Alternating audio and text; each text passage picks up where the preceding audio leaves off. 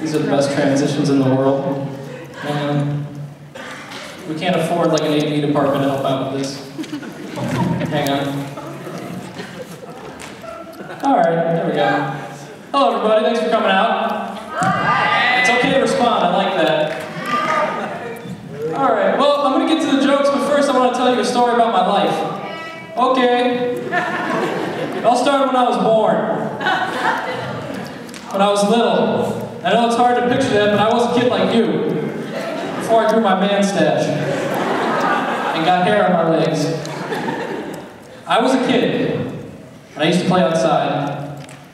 And sometimes I play with basketballs, sometimes I play with baseballs, sometimes I play with no balls. And laugh it up, my God, play with no balls. That's right, that's so funny. And what I couldn't understand when I was little is why cars would slow down as they approached me when I was playing in the street. I didn't understand that. That didn't make sense to me. And even now, like when I just play in the street and the car slows down, I was like, I don't get it. They expect me to run out in front of them. When I'm little, I was like, oh, am I supposed to run out in front of them? They're slowing down. I did kick the ball across the street, maybe. I don't know. I'll chase it, we'll see. And now that I drive, I completely understand what's going on. You see a kid from a block away and you're like, oh my God, he's gonna jump out in front of me. I know he is, he's planning it. I'm gonna end up on the 5 o'clock news, I hit a kid. It's gonna happen. And I slow down, it's like, you're basically not moving at that point. You might as well have it in neutral, just going downhill. And I slow down, and I pull up my window, and I'm like, zzz.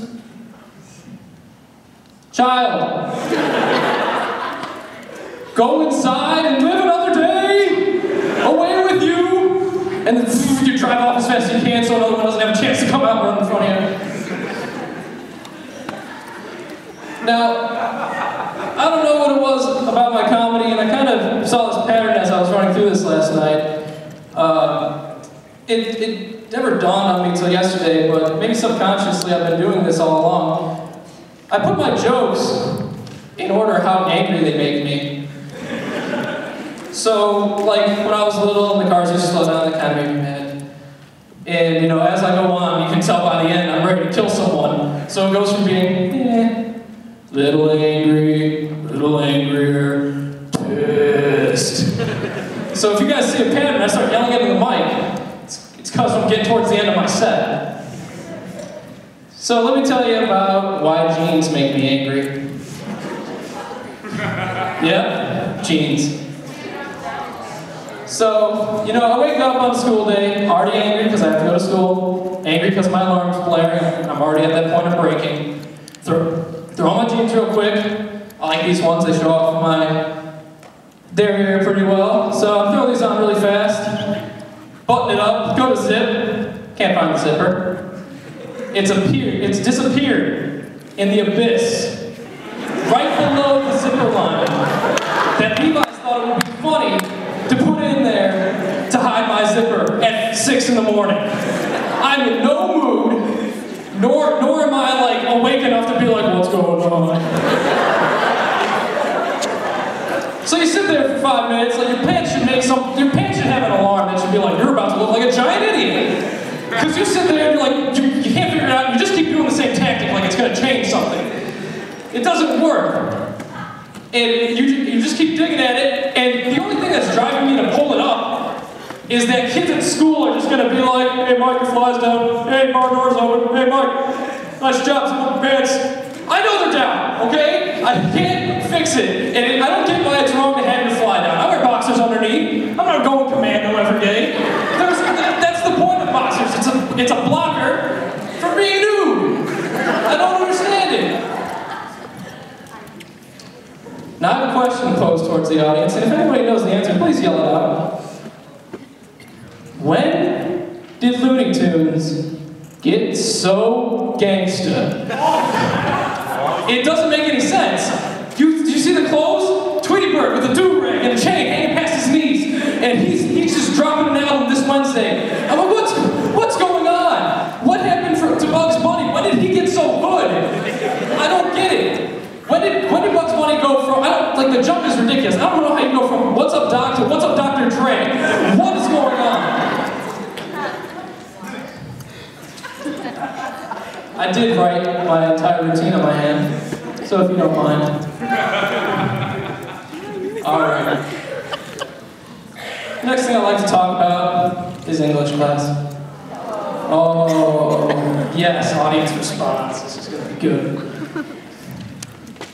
Do you ever sit there in English and you're reading a book that dated back, 1800s, 1900s, the real interesting stuff.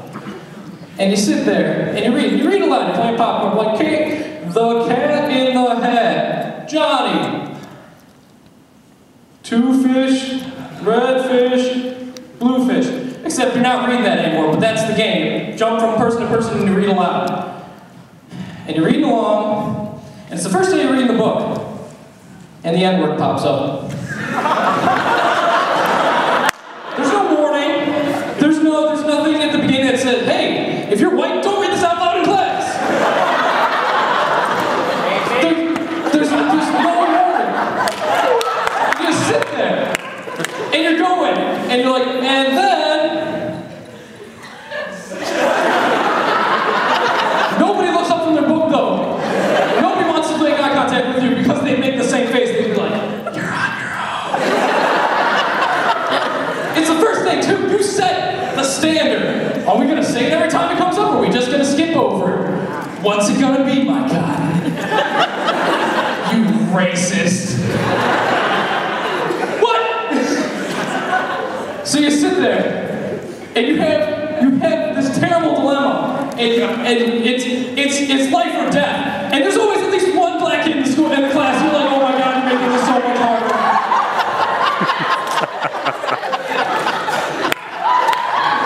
And you keep reading the explicit. And you just keep going. You don't look back. You've made your decision. Now I'm going to talk about my favorite kind of people. You notice you're walking into school, and it's snowing or whatever, and of course it's the day you have everything that you've ever needed for school ever. You have math, science, geology, because that's important. And you got that all in your backpack, you got an art project, you have your running bag with all your shoes and stuff, you have extra pair of pants in case you can't get the zipper up on the ones that you're wearing right now. You have an extra pair of shoes in case you step in a mud puddle. You have a pair of high heels because you're a little confused about what you are. And this is the day, and you're walking in, and you got all this stuff, and you're like some type of pack mule weighted down with the burdens of life, and you just want to kill yourself. And you're just going along, and you're getting closer to the door. And you know that little courtesy thing that people do when they open a door, and they kind of swing it, so you don't have to be like, ugh. You know that little courtesy push, it's okay to say yes? Thank you. Okay, well thank you. And there's that little courtesy push, and you get up to the door, and it's always, I don't know how it's always a girl. It's always a girl. And she comes up, and she's got her Gucci purse, and she's on her cell phone, and she's yelling at her boyfriend, and she's in stiletto pumps, and you're at school, and you're like, what are you doing? At school, with stiletto pumps. But the biggest problem in your head is, how am I going to get through this door? Oh, I know, she'll do that little courtesy push. And it's closing,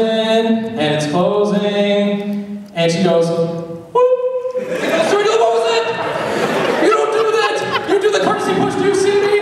Do you see how much garbage I have on me right now? My books and my bags and my stiletto pumps that look just like yours, which means I can't wear them today. And you get through the second door, or you get through the first door, then you see the second door, and there's the Redeemer doors. She can still fix this. God has given you a second chance. And you're getting closer to it again. Meep. She makes that sound too. You don't realize you got this really close in, but they make it. Then meep. And you see him down there and you're like, you're a monster. Meep.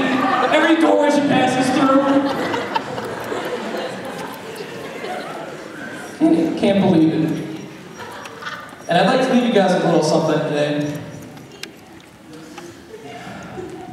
Everybody knows Santa, right? Yeah, good responses. Alright, we all have a little jingle or whatever around Christmas time. He knows when you are sleeping, he knows when you're awake. That is unacceptable 364 days of the year. There is one day that's okay, and we make him a hero because of it. you're awake,